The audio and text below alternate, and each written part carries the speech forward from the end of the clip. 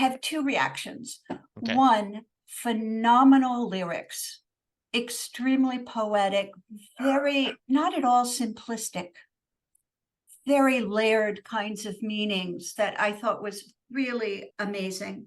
And I listened to two performances of it and how wonderfully his voice has changed.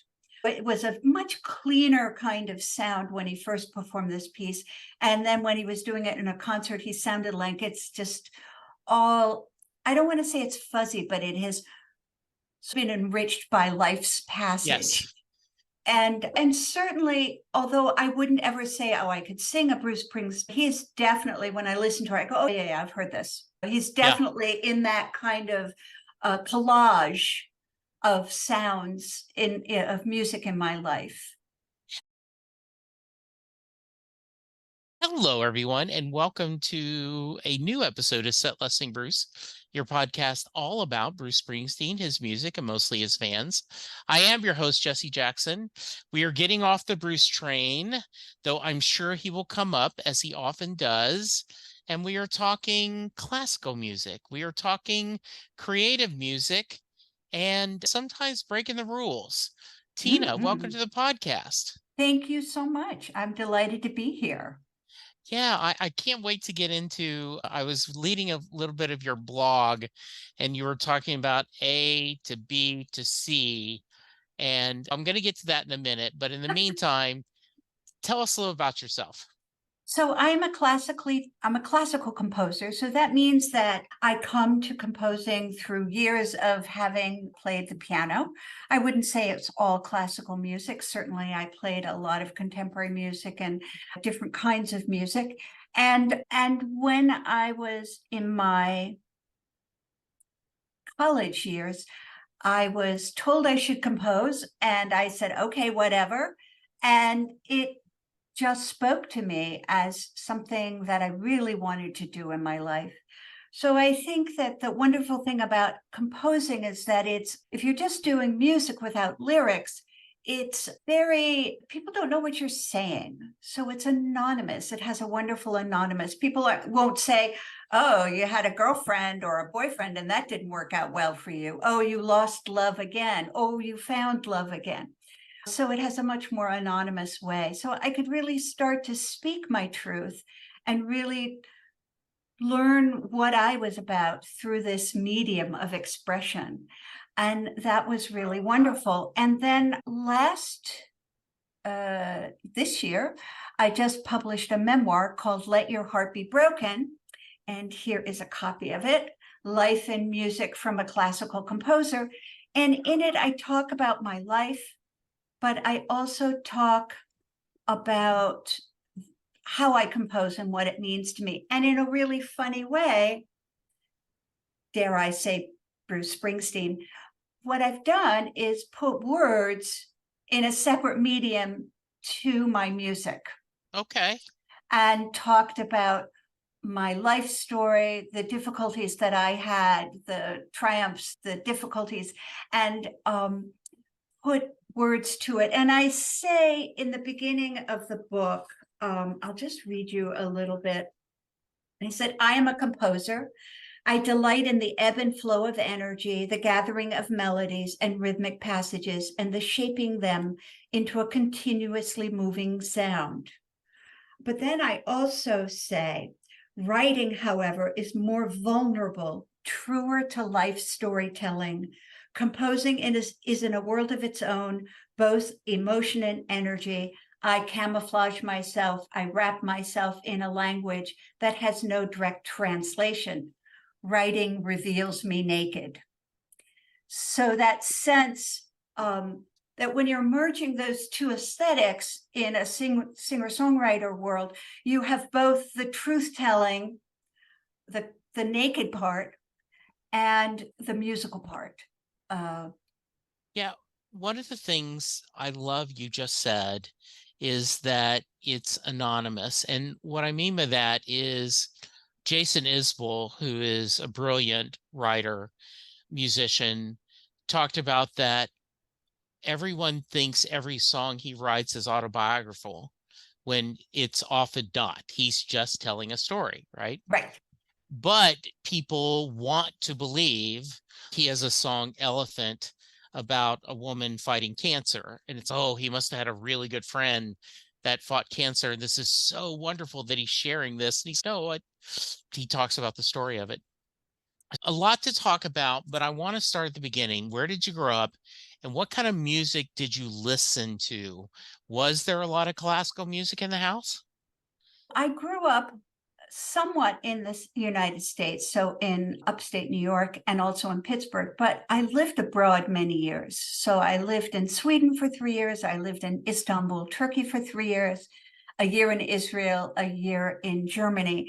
My mother and stepfather were professors and they liked to teach in other countries. So I had a variety of sounds around me when I was growing up, particularly in Turkey, where there was such a strong influence of certainly not Western culture music. And even in Israel, definitely there was also that kind of more Arabic sounding kind of music. I grew up, my mother was an amateur violinist and wanted me to play the piano, but I had a teacher who gave me some odd things, and he gave me a lot of contemporary music. He gave me Brazilian music. He gave me a lot of different kinds of music. But I listened. I went to the concerts that my mother played in as an amateur violinist, and I remember being mostly bored and like feeling like I wanted to roll off my chair and roll under all the seats, especially for the long pieces. Although there was a lot of music that I listened to and I loved. I also wasn't allowed to listen to popular music because my mother didn't like that, but I was allowed to buy six little, are they 33s? Little 45s, yes. So I was allowed to buy six little 45s, and my favorite songs were These Boots Are Made for Walking, What's New Pussycat, Silhouettes on the Shade. Is it Mrs. Brown, You Have a Lovely Daughter? I Sure. can't remember. Yeah. Yeah. So I did have some pop music background, and certainly I was riveted by the Beatles. I would say I have been very moved by not only how they impacted my childhood and how they were so different, but how they wrote beautiful melodies. They always had beautiful, and I loved Broadway musicals. So one of my favorites was West Side Story. And I came home, somebody lent us the record, and I listened to it every day for months. And I just loved that idea of writing beautiful melodies. It is not easy. It really isn't easy. It takes a lot of practice. So that's my musical background.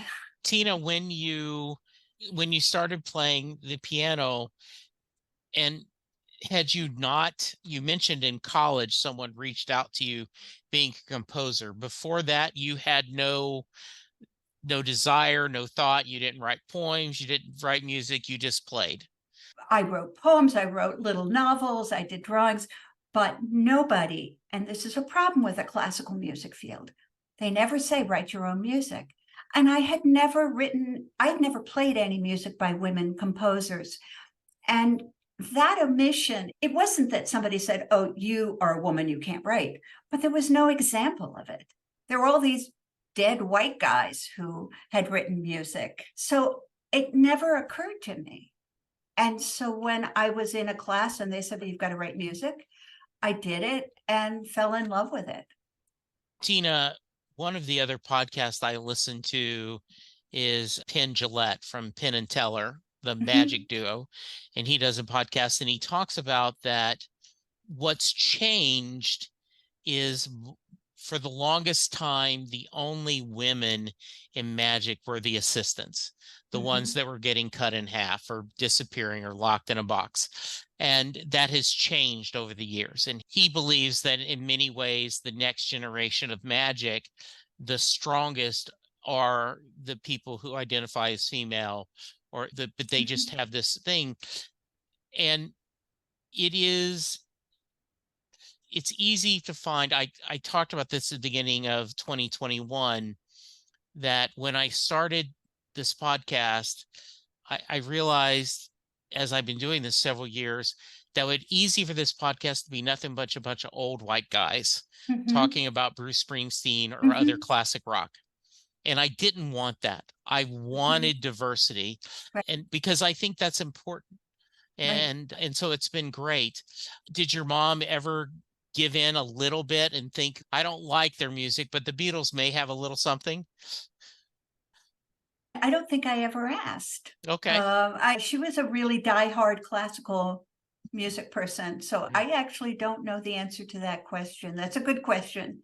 For me, they were really icons. I've always held them in very high esteem. Yeah. Uh, What's interesting is the term classical music implies exactly as you said, a bunch of old dead white guys wrote music, right? And I don't often think of that. Oh, yes, there are people writing new quote unquote classical music, this instrumental, that style, not a pop instrumental or a soul instrumental, but in that kind of a style of music, correct? It's not, I wouldn't say it's a style but it is using those kinds of instruments, those kind of performing venues that are connected to classical music. And it is, at its best, it is like any of the arts, pop music, art, writing. It is representative. It is speaking out of, this is where I am in my life at this time, this year, this time, and I'm speaking about my life. I think that's what makes any art great. So I think in terms of Beethoven, for me, the reason he's a great composer is he was really speaking authentically about his life and he was telling his story. And getting back to Springsteen, it's the same thing. He is speaking authentically about his life. May not be a situation he knows about, but he's imbuing it with his sensibilities and his understandings. And it's something important to him. Otherwise, he wouldn't be talking about it because he's that level of artist. And so contemporary music, contemporary classical music, it's in a lot of different styles. And you might even listen to it and say, oh, it's a little bit like movie music. I hear some of those because a lot of movie music has actually stolen it from contemporary composers who are doing more of the research and development of new sounds and new ways and even electronics but new ways of creating sounds and form. Tina, I ask when I have a Bruce fan on the podcast, can you remember when you first discovered Bruce Springsteen and what about his music spoke to you? You've mentioned Bruce a couple of times. Tell me, can you remember when you first discovered him? No, I actually can't. And listening to this song that you gave me as homework, I have two reactions. Okay. One, phenomenal lyrics, extremely poetic, very not at all simplistic, very layered kinds of meanings that I thought was really amazing. And I listened to two performances of it and how wonderfully his voice has changed. It was a much cleaner kind of sound when he first performed this piece. And then when he was doing it in a concert, he sounded like it's just all, I don't want to say it's fuzzy, but it has been enriched by life's passage. Yes. And certainly, although I wouldn't ever say, oh, I could sing a Bruce Springsteen, he's definitely, when I listen to her, I go, oh, yeah, I've heard this. He's Yeah. definitely in that kind of collage of sounds of music in my life. Is there a modern artist like the Beatles that has spoken to you? Probably not, although definitely the Roach sisters, I always loved because of the way they write harmonies and then the way they pull the music, the glissando up. And I've always loved that kind of sound. Their Um, Christmas album is in come Thanksgiving is in rotation. I yes. love hearing them. Yeah, they have And such a beautiful, there's something about, as they say, they call it blood harmony, that when you have mm, sisters or brothers Mhm. or cousins that for some reason the Everly brothers together, the brothers Gibb, Mm. what the the Roaches are not necessarily related together, but there is that when they sound, they blend more than just two people on the street. Yeah. And because there were three of them as Yes. well. They Yeah. had, and I used to play them for the kids a lot. I loved listening to some of the music my stepdaughters loved. Avril Lavigne, they just love this kind of Yeah. music. And when we went on trips, we had our favorite songs that we played, and that was really lovely. Yeah. Um, What what was the first song you composed? Oh my goodness. The first piece I wrote was for French horn and oboe, and it was Okay. terrible. It Okay. was awful. I think the first piece that I wrote that I felt really connected to, that was really, I felt that I had uncovered enough stuff in my life that I was writing more authentically, was actually called Blood Memory, of all Okay. things. And it was a poem written by my sister, and it was talking about the connection that we have through our ancestors up to today. And it was a cello concerto. Yeah. Mhm. Is there a favorite instrument you like to write for, or do you enjoy the Mm. orchestra? I love strings, Okay. and I particularly love cello. Cello is a really amazing instrument that you open your legs for, and you hold it between your legs. Really the only instrument that I know that you are really embracing with your body. And the cello rests against your upper sternum. So you get this sense of not only embracing it, but that it's resonating through you. So it's a very beautiful instrument. I happen to love strings. I love voice. I love orchestra, but strings are my favorite. Okay. Good. I'll give you a chance to brag. What was the first song that when you wrote, you went, yeah, that, okay, I may be onto something. Uh, oh, there have been a lot of those. That's good. Not that it's bragging, but I think when you are writing something and you hear it, you go, oh, that's what I meant to say. Yeah. Exactly. That's what you might see a flaw or two, but just remember that when they were making the ancient Persian rugs, they actually put in a little mistake here and there so that the gods wouldn't get angry at them. Because if you try to be too perfect, the god, it always runs afoul after a while. So as you listen to a piece, I'm sure artists always go, oh, yeah, I wish that could have been, yeah, just a little bit. But when the essence is on target for where I am in my life, and it really speaks to myself, that's when I know I've done a good job. And also, I always feel that I'm in collaboration with the listener. So my music really doesn't have a full circle until it's been received by a listener. And I am not as interested in that they get what I'm trying to say as I'm interested in what they are feeling and what it evokes for them. So their relationship to the music is much more important to me than they know what I'm thinking. I'm certainly not interested in that. A couple of things. One, a writer I like a lot quotes, and I think it's come from everyone who said, down to Leonardo da Vinci, art is never finished, only abandoned. Yeah. And I think that the other thought is one of my favorite stories is the writer Isaac Asimov, when he was alive, was doing a lecture and he was talking about a story. And someone in the audience said, no, Dr. Asimov, that's not what the story's about. And Dr. Asimov said, I wrote the story. I would think, yes, that is what it's about. And the guy supposedly said, just because you wrote it, what makes you think you know the meaning just because you wrote it, right? And Isaac, in his biography, said he realized that the guy was right. Yes, And so he says, I exactly. know what I meant it to be, but Mhm. until the reader reads it, until the listener hears it, that's the other half of the conversation. Absolutely. And each reader might be different. Yes. And I think a sign of a great piece of music, whether it's contemporary classical, original classical, pop, soul, hip hop, whatever you want, is as you change, the meaning of the song changes. You know, Absolutely. the way you feel about a song when you're 16 is different than when you're 26 or Exactly. 36 Right. or 56, correct? And that's why I always say, I don't want you to get me. I Right. want you to get you.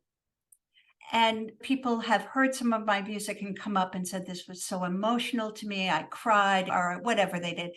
And I know that the fruit there is that I put out my resonance, my sound. You received it and something inside of you resonated. And that's the best I can do. That's just amazing. Mhm. I love that part of the process. Now, and I would say, what did you say? That all works are abandoned? What was Yeah, that? art Are is never. never finished, only abandoned.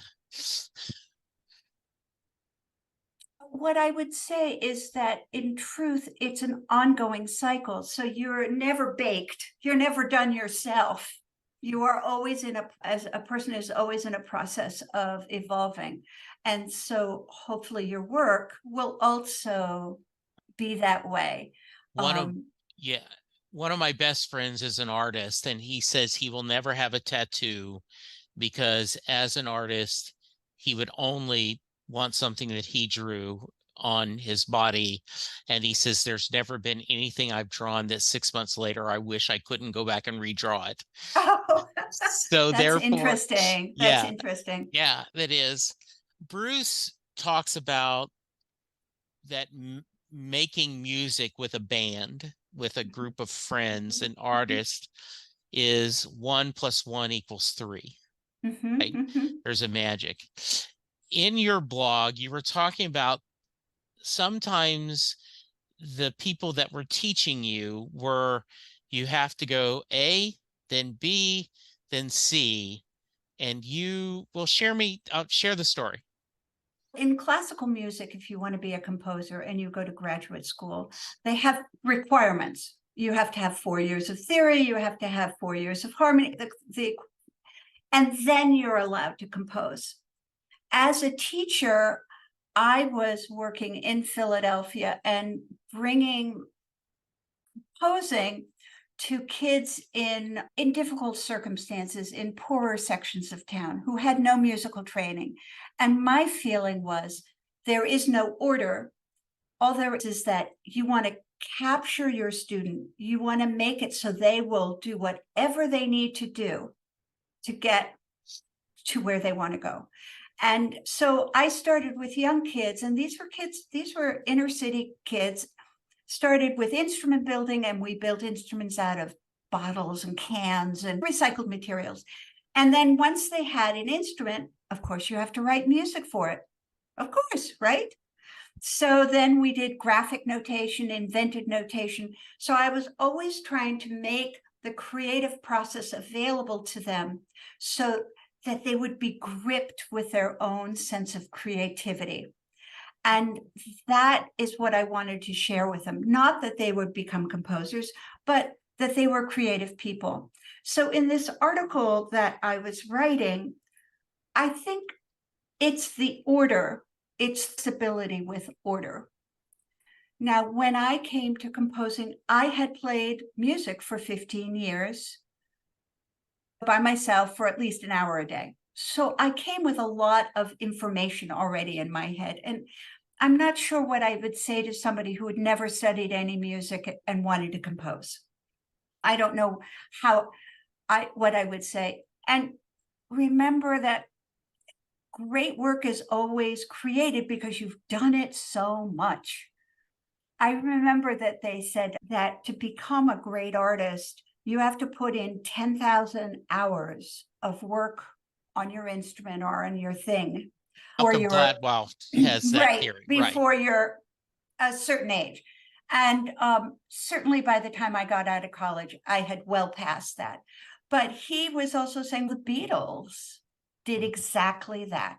They put in those hours. So when they hit the bigger time, they had practiced together, they had played together, they had created together, they had put in the hours. And I think a lot of times we forget that any great artist has put in hours and hours and hours. And part of the creative process is that overlaying of doing so your cake is really rich and thick.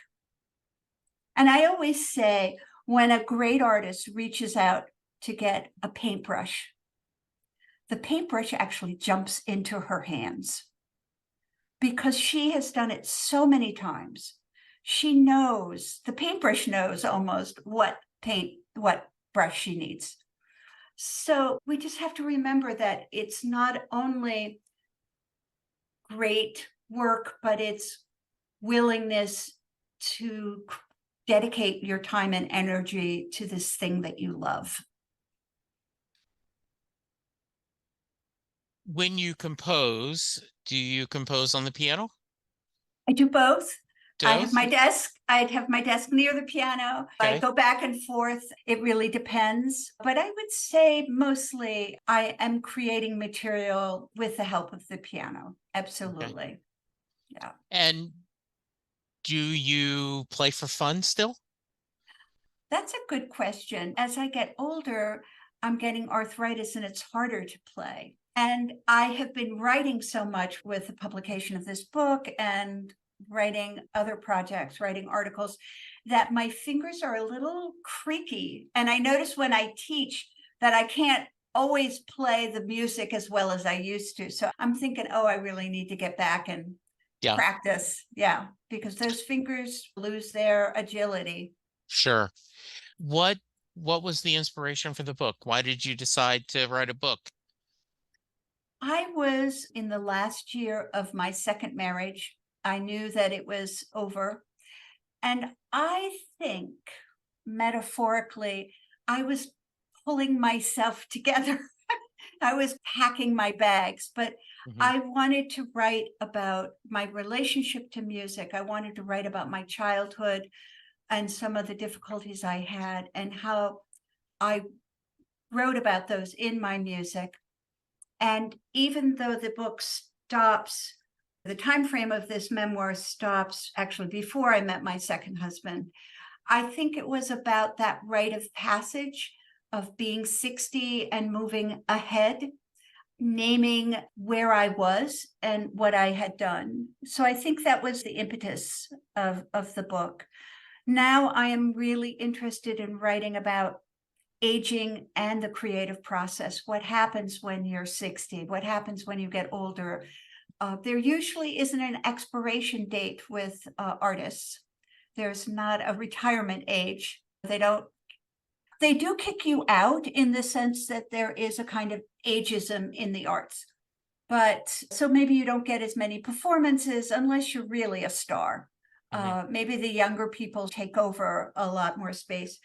But artists, either they write less or they don't, they can choose their own path, in other words, Okay. where in other jobs there's less choice. A lot of times people will choose it for you. Okay. Um, did how did you accomplish what you wanted to accomplish with the book? I think so, absolutely. I really spoke of my love of the field, my love of writing music. I tried uh, to not get very technical about how I compose, but to explain my inspiration and how I've always felt that my life is the template for my music, that I write about myself as I'm evolving. So, for instance, the first 10 years that I was composing, I don't think I really knew myself that well. So I call that period sort of writing music out of connection. The Okay. second 10 years, I was really exploring myself. So that music was more authentic and more interested in my past and how I was growing. And Hmm. then the third and fourth decade has really been about my relationship to the bigger thing. So it Yeah. might be what you call God or spirituality or the cosmos or the great energy. And the homework I gave you, which was to listen to Blue Curve of the Earth, it's Yes. really about my relationship to the world and my love of the world. And that love of, there's a picture of the Earth from space. Yeah. And what is this beautiful curve of blue, and how much I love our home. hmm Do Is there something you wish you have been able to do in your career that you haven't had a chance to do yet? I think artists always want a challenge, and Yeah. they always, I don't know if it's a wish, but I'm always open to a new adventure. And I Okay. don't know what that might be. Certainly, writing for the great violinist Hilary Hahn was a way of really exploring much more difficult music and knowing that it wouldn't be an impediment to the performer. So I don't know. I'm always open. Okay. You said you stopped your book at a certain point. Did that just feel like a natural, good place to Yes, stop? it was a natural. I based a lot of this on my journals that I kept. I've always written a lot of journals. Actually, I've written a lot. It's sort of part of my composing process is to always in the morning read. I always want to be reading and bringing information into I feel like I have to feed myself. It's my breakfast meal for my work is to read fiction, nonfiction, whatever.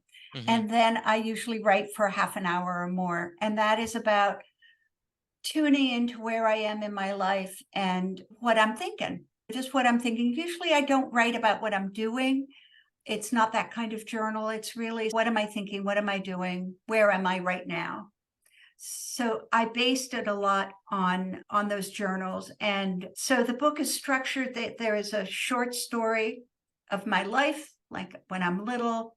And then the next chapter is a journal, which is in my 30s and 40s, not only writing music and bringing up my daughter, but also looking back at my childhood and trying to understand some things. And so the chapters alternate like that all the way through. So you get these sort of two perspectives. One of the things that I have talked about is when my wife was talking about that she doesn't enjoy listening to Bruce Springsteen because she can't understand the words. When he sings, she says he just gravels and he grunts. And I asked her, and this was way back in 2012, we were going to go see him for the second time for her and about the third or fourth time for me. And I said, pretend it's an instrumental. Mm-hmm, Pretend his voice is just another instrument mm-hmm, mm-hmm, and see if you can feel the emotion of the song without mm-hmm, trying to understand the lyrics. And that really worked for her. mm-hmm, And then mm-hmm. she later went back and learned some of the lyrics, but the long time it was what I loved about and I've listened to multiple songs of yours that you had composed and done that, is you get that emotion, you get that feeling that is, as you say, it's what it means to me. It's what my life is, not yours. Mm-hmm, Correct? mm-hmm. Yeah. Yes, yes. It, do you have any stories to share about people that have reached out to you and have touched you or made you feel special with the way your music has helped them? Yes, although interestingly enough, there is less of a tradition in classical music for an audience member to reach out than there Yep. is with writing. And my guess is, I think the popular artists really have a fan base that they cultivate. And I don't want to say cultivate in the money kind of way, but they really have a relationship with Yes. them, and that's a much better way. They care about them. I think the good artists really care about their audiences, and I feel badly that in classical music we haven't uh, created that for ourselves. hmm I think it's more about ownership. I think that popular music, the audience has a sense of ownership. Not that they're telling the artist what to write, but they feel that it's about them as well Yes. as about the artists. And we've lost that in classical music to some sense. And I want to bring it back because in my memoir, people write me or they post their own reviews of it. They have opinions, they feel entitled. And my classical music folks might say, oh, how could they have an opinion? What do they know? Which is very elitist. And I really want the music, my field, to have more of what popular artists have, which is a direct connection. Because I think that relationship then makes the artwork really vulnerable, valuable, not vulnerable, valuable and connecting. And I love that. Yeah, there is a wonderful scene. I've told the story multiple times, but on the show Treme, they showed singer-songwriter John Hyatt Mhm. singing a song called Feels Like Rain. And the two characters on the TV show are listening, and the young female character says, gosh, it's so much about Katrina. And the other character said it was written 15 years before Katrina. And he said, that's the beauty of a great song, is it's universal, that we Right. find what we need. Mhm. Mhm. So what's next for you, Tina? What do you want to Well, do next? I was just in the recording studio about 2 weeks ago with a Jasper String Quartet and a wonderful pianist named Natalie Zhu, and they recorded 5 of my works, and that will be coming out. That CD will be coming out in the spring, so I'm very excited about that. I have a digital release of a big choral work that's coming out in a month or two. And I am starting to think about writing another book. So lots on my plate. That Let's. is a lot on your plate. Yes. All right. What should I've asked you, Tina, that I haven't? I don't know. You've done a really great job. I've just loved this conversation Thank you. and That's very sweet of you to yeah, say. and how it's just been very enriching and thoughtful. Good. And I love the context of Bruce Springsteen because I think classical composers give many times short shrift to, they talk down popular music. Yeah. And I think one of our hangups in the classical field is that if you make money, you can't be that good. And There I is, always have to laugh at that. I am stealing this story, or I'm going to give it a guy named Mark Evanier, who is a writer. He's written tons of stuff, but he said he was with a group of people that were all putting down Barry Manilow.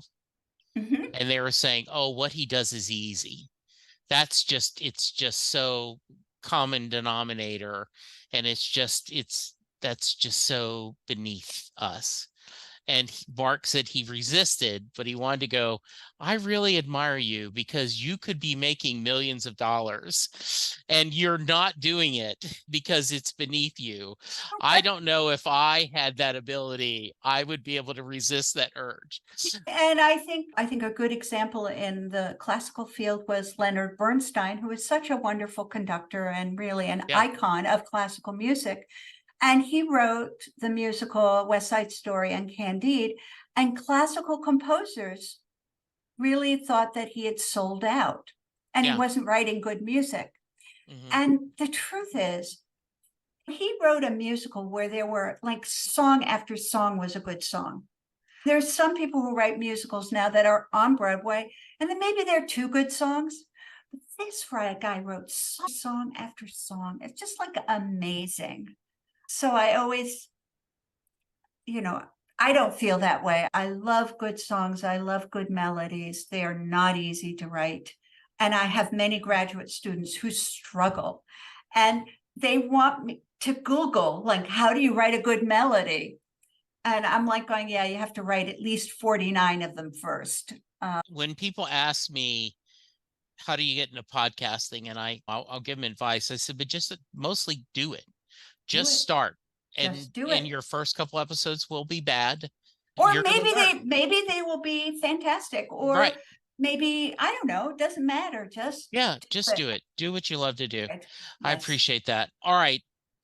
I'm going to have you a chance. We're going to tell where to reach you and talk about the website and where to find the book. But before that, I end every podcast with the Mary question. That Oh, came from a writer named Jay Armstrong. He was a high school teacher at the time. He is now retired. But when he was teaching, he would give his honors English class the lyrics to Bruce Springsteen's song Thunder Road. They would read the lyrics, they would discuss them, they would talk about the imagery Bruce was painting, his choice of words, and then he would ask the class at the end, does Mary get in the car? Tina, that is your question. I think you're asking a binary question, a Okay. yes or no. And I think, like life, there are very few binary answers. And first of all, I love his lyrics. They were both obtuse, both you'd really have to think about them. So I don't, obtuse is not fair, but on the surface, obtuse. Oh, what's he saying? But that makes you have to work a little bit harder and dig down. And I think it doesn't matter. I have no idea if she got into the car or not. It could have gone either way. And I think that's, to me, makes the song stronger, is that it could go either way. And it might be maybe my perception. So that is a wonderful answer, Tina. It is not the first time someone has said that. I have had multiple people say that it's the whole purpose of why the song is great is we don't know. One of my favorite answers is Warren Zane, who is a writer, said this is all in his mind. He's never had the courage to talk to Mary. He said she is that girl on the side That girl. that he just adores, and this is in his Right. mind. He's never had the courage to go ask her. Yes. So I love that answer. That's a great answer. Yeah, it doesn't matter. Go any way. Yeah. Yeah. All right. If someone wants to reach you, what's the best way? Super easy. My website is tinadavidson.com. You can reach me by email there. And you can see my book is on amazon.com. The book is called Let Your Heart Be Broken, Life and Music from a Classical Composer. It's on Amazon, but if you forget that, you just look on my website and there are links to it. I am on whatever you stream, probably on Apple or Pandora or just whatever you are on. I'm on Okay. SoundCloud. Just look for me there. And I always like to hear from people. So if you want to reach out to me, please do that. Yeah, please go to the website, listen to some music. Let Your Heart Be Broken, Life and Music from a Classical Composer. It is available in paperback, hardcover, or Kindle. I spent some time on the website. I listened to some of the music and it made my life brighter. So thank you for that, Thank Tina. you. Thank you so much. Yes. All right, listeners, go check out the website, check out the book, let her know what you think. But for now, be safe, be kind, and we will talk to you soon. Goodbye. And we're out.